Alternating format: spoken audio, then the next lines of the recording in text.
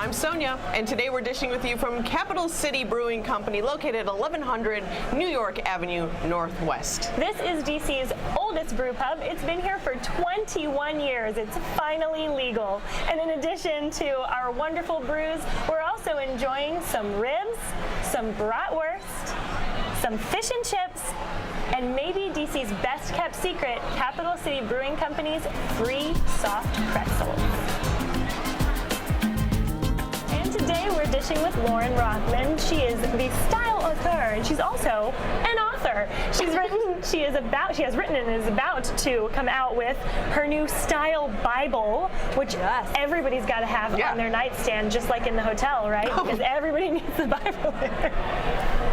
Maybe some people in this town need two, just saying. So tell us a little bit about why this book right now. I am so excited about this book. Forget the nightstand, stick it in your closet. Okay. Put it in the drawer. This is something you want to have next to you when you're getting dressed. Okay. This is sort of the perfect toolkit on what to wear, where, when, and why. Because everybody thinks that, like, it's 6 o'clock, I'm supposed to go to this event tonight, but I'm wearing my outfit from work. Can I really wear it? Yeah. Right. How do I make an outfit day to night? Right. And in DC, we know that that's like a huge issue. So that exact issue is addressed in the book. So get it addressed in the book. So the answer to that, which I was actually just asked yesterday, is, let's say you're wearing to work that day a dress and a jacket. Okay. Well, if you have an event that evening that maybe calls for a cocktail, leave the jacket at work, substitute it for a pashmina, add a statement necklace, make sure you've really got the pointier, more stiletto heel on. So pointy is back.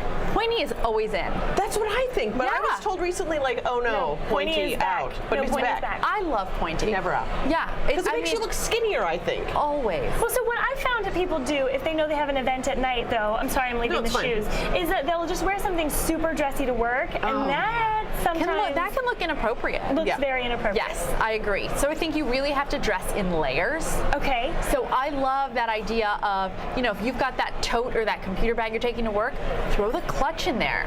And then when you've got your event, leave the tote in the car, leave it at work, bring the clutch out. But you have to think ahead in these cases. Absolutely. You can't just be like phoning it in and then be like, oh, what? Make it work. But I keep a lot of those things in my car on the go all the time. Or if you're commuting, keeping it at the office. I mean, how many women do we know who have all those pairs of shoes underneath their desk? Right.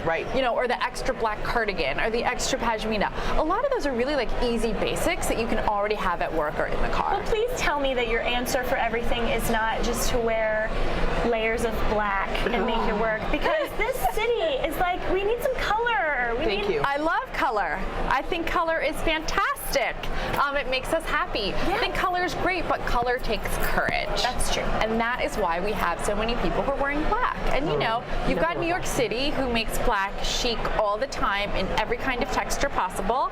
And DC is New York's little sister, and we're trying. So, black can work, but don't be afraid to do color. I like to recommend, if you're gonna do color, do it as a third piece. Maybe don't go for the bright dress. That can be a bit of an investment. It may not get worn as much. But with a third piece, which is one of my favorites, especially for women who are working and looking for that versatility in their closet, do your black pants, do your black shell, but then throw on that colored third piece. Okay, let's talk about interns, because you said the word inappropriate, and I immediately went to interns. So my favorite is don't be a skin turn. Yes, skin turn. My favorite term, skin turn. Which now that we're going into the fall, so if you're a fall, winter intern, how do you look appropriate but still retain your sense of style? These days, there are interns really year-round, and I mean, I've got interns year-round. You go into the colleges, and their expectation is that you're going to have an internship year-round. So I really think of an intern really the same level as an employee. Okay. A lot of the employees are shopping at Forever 21, and so are the interns. Really, it's about making smart decisions and understanding the boundaries. And the weight of the fabric helps too sometimes, right? It does. That's a good idea. I think sometimes, even if it's going to be from Forever 21 or it's going to be from wherever, sometimes if you just buy something with a little heavier weight to it, it not going to fill as much. And it feels like it's more substantial and more. And it still costs $20. Right. Just make sure it's not sheer, it's not too short, and that it doesn't look old or worn. Those are key elements to dressing for the job you want, not just the one you have. What if we have a tired closet? I know I do. And we want to get rid of some things that we just love and we know we look good in, but it's time to let go. How do we do tired that? closet always needs a little bit of a makeover. Yeah. So the best way to do it, start with a glass of wine or a girlfriend. Okay. You're not hiring outside help. Bring in the Style Bible. They can hire you? Absolutely, they can hire me. All right. I am totally available for them to hire me.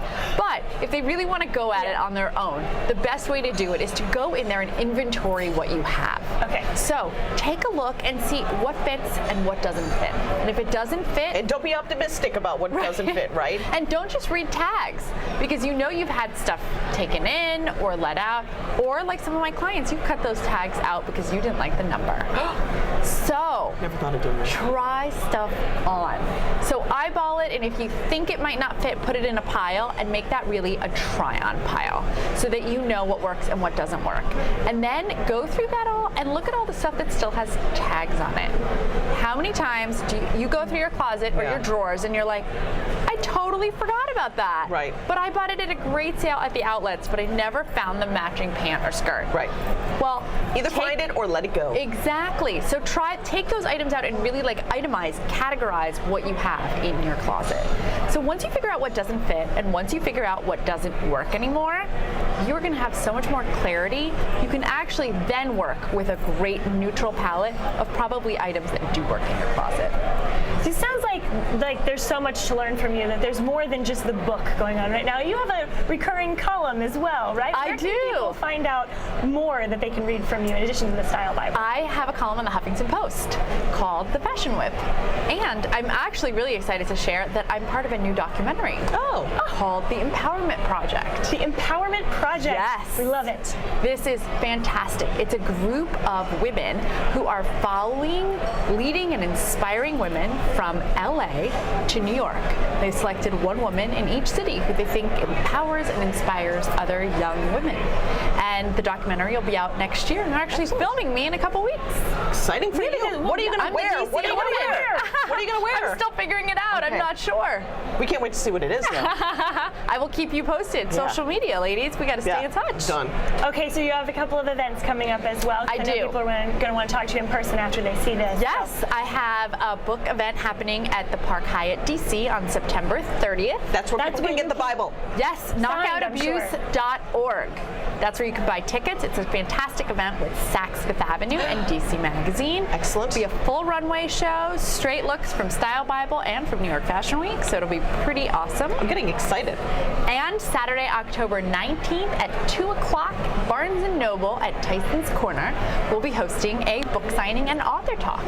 Great. Oh, that's very exciting. Well, Can I ask what we should buy? Like, what one thing should I buy this season that will make me look like as if I know what I'm doing? So the number one item I advise women to buy is what's the number one thing you wear the most and don't love. Handbag, Okay. pants, sunglasses, or shoes. Okay. It's usually one of those. So there's not a number one item every woman should have. There's really a number one customized item that we should have. So do you wear jeans all the time but don't have the perfect pair of skinnies or flares? Okay. Go for it. Love a great handbag but feel like you've never been able to have the budget for really that great designer bag and you finally do? Right. Go for it. So it's Okay. really about, is this a season So that it's not Christian like- Louboutin's going to come to your doorstep? I mean, this is how you figure out what that one item is. Okay. What do you wear the most and doesn't need to be updated? Think on it. That's my secret. And then, or ask for it for Christmas. Think on it, ask for it for Christmas, and then check the index of the Style Bible to see how you can wear it with everything else in That's your right. closet. Lauren, thanks so much for being with us. Thanks for having me. We've learned a ton, and now we're all going to go through our closets and see what needs a makeover. We appreciate you being with us this time, and we appreciate you watching us this time on The District Dish. We'll see you soon.